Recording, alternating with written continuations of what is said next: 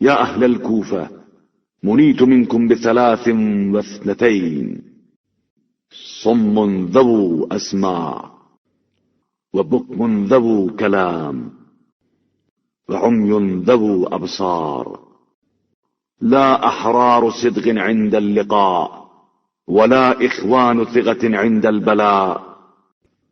کوفے والو، میں تمہاری وجہ سے 3 طرح کی شخصیات اور 2 طرح کی کیفیات سے دوچار ہوں.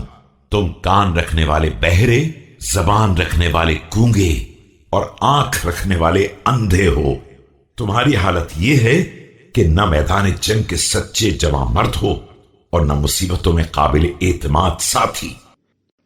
تربت أيديكم يا أشباه الإبل غاب عنها رعاتها كلما جمعت من جانب تفرقت من جانب آخر والله لكأني بكم فيما إخال أن لو حمس الوغى وحمي الضراب. تمہارے ہاتھ خاک میں مل جائیں. تم ان اونٹوں جیسے ہو جن کے چرانے والے گم ہو جائیں کہ جب ایک طرف جمع کیے جائیں تو دوسری طرف سے منتشر ہو جائیں. خدا کی قسم میں اپنے خیال کے مطابق تمہیں ایسا دیکھ رہا ہوں کہ اگر جنگ تیز ہو گئی اور میدان کارزار گرم ہو گیا.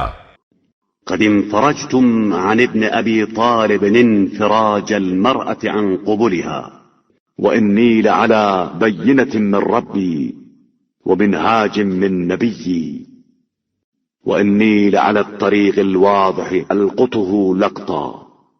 تو تم فرزند ابو طالب سے اس بے شرمی کے ساتھ الگ ہو جاؤ گے جس طرح کوئی عورت برہنہ ہو جاتی ہے.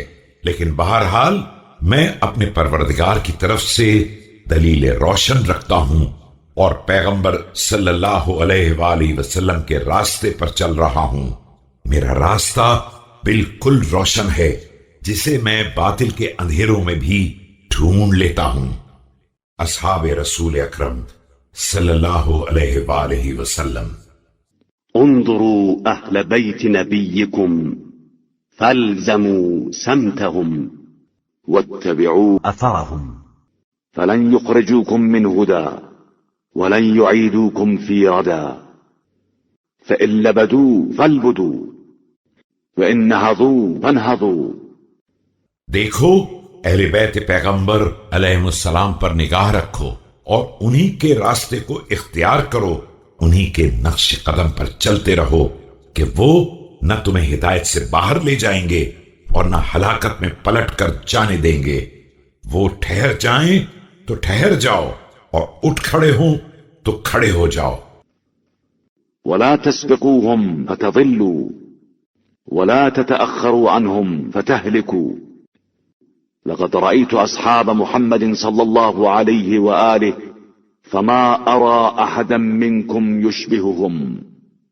لقد كانوا يسبحون شؤثا غبرا. خبردار ان سے آگے نہ نکل جانا کہ گمراہ ہو جاؤ اور پیچھے بھی نہ رہ جانا کہ ہلاک ہو جاؤ. میں نے اصحاب پیغمبر صلی اللہ علیہ وآلہ وسلم کا دور بھی دیکھا ہے مگر افسوس تم میں کا ایک بھی ان کے جیسا نہیں ہے. وہ صبح کے وقت اس طرح اٹھتے تھے کہ بال الجھے ہوئے، سر پر خاک پڑی ہوئی.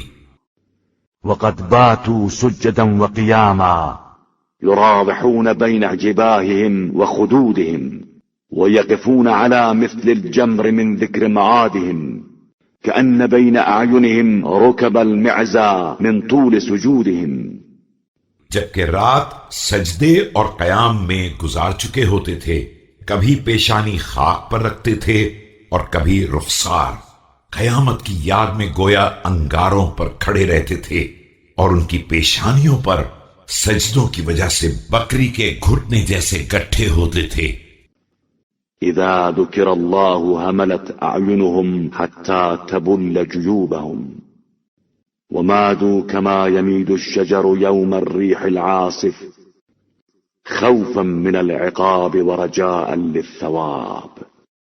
ان کے سامنے خدا کا ذکر آتا تھا تو آنسو اس طرح برس پڑتے تھے کہ گریباں تک تر ہو جاتا تھا اور ان کا جسم عذاب کے خوف اور ثواب کی امید میں اس طرح لرزتا تھا جس طرح سخت ترین آندھی کے دن کوئی درخت